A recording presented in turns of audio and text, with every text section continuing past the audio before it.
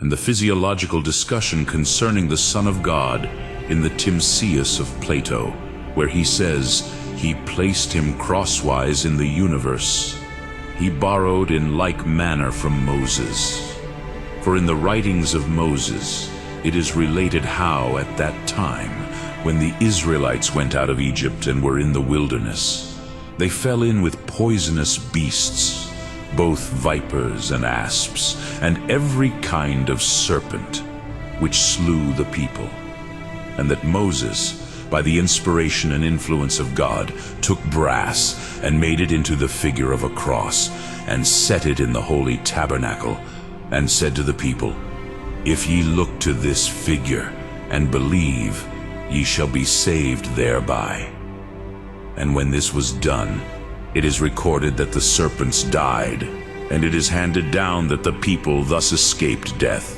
Which things Plato reading, and not accurately understanding, and not apprehending that it was the figure of the cross, but taking it to be a placing crosswise, he said that the power next to the first God was placed crosswise in the universe.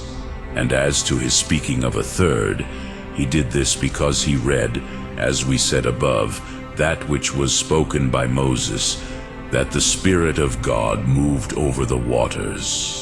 For he gives the second place to the Logos which is with God, who he said was placed crosswise in the universe, and the third place to the Spirit who was said to be born upon the water, saying, and the third around the third.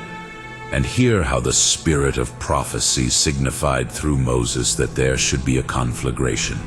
He spoke thus, Everlasting fire shall descend, and shall devour to the pit beneath. It is not then that we hold the same opinions as others, but that all speak in imitation of ours.